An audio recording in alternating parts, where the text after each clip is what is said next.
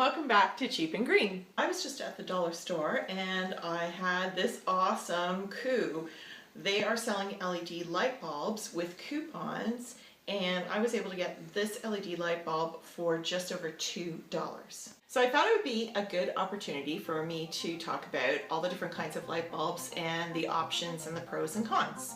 So let's get started. So this is the traditional incandescent light bulb.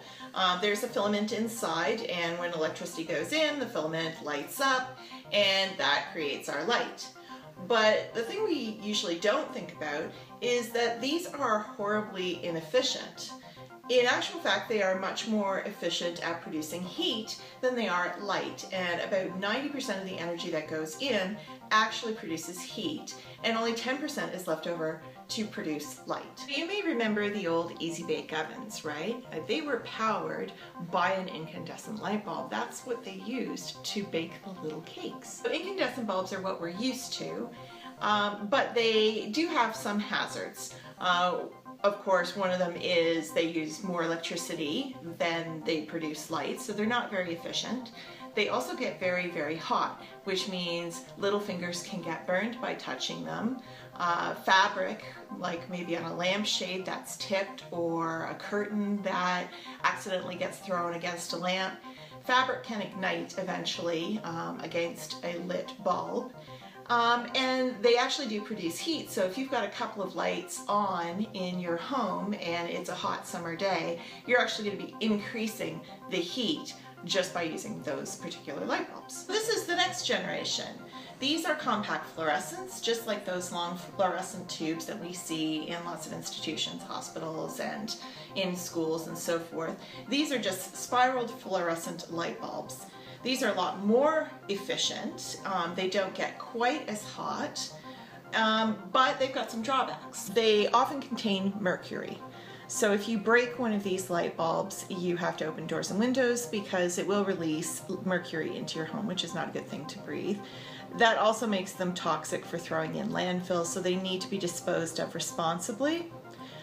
They also have the annoying habit of not being instant on. They do have a bit of a delay when they come on, so when you walk into a room and you flip on the light switch, there's going to be a couple of seconds where these are just dark, and then it takes them a couple of seconds to power up. So here's a demonstration of instant on with the LED and that slight delay with the compact fluorescent.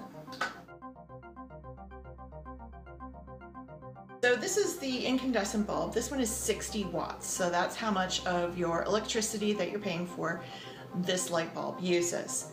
This one uses about 9 watts, but it produces about the same light as this one here, maybe a little bit less, so a lot cheaper. So this is an LED bulb.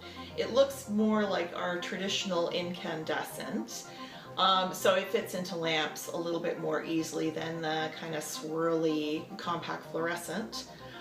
But this one uses even less electricity. You'd be talking about somewhere in the neighborhood of 2 to 3 watts to get the same 60 watt of light that we're familiar with the incandescents. These are instant on.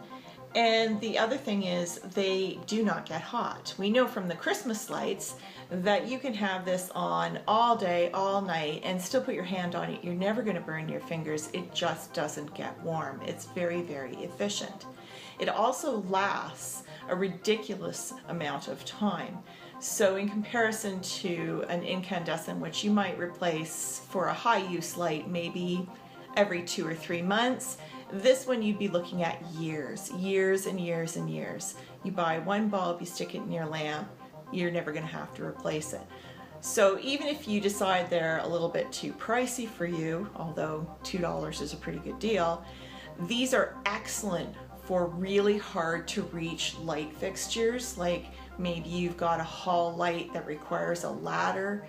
You would want to put one of these in that kind of a light fixture so that you only have to replace it every 10 years.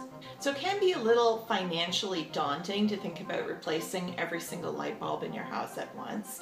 So I wouldn't really recommend that unless you can score one of these great dollar store finds. Often your hydro company will have coupons and you can take those to a retailer and get really good deals. So I would just suggest phasing them in slowly over time. The next time you go to replace a light bulb, replace it with an LED. At most, it's going to cost you $10 and you're probably not going to replace it for 10 years. And that's so much nicer. So thanks for joining me on Cheap and Green. If you're enjoying the show, please subscribe and I'd love to hear your thoughts in the comments below. I'll see you next time.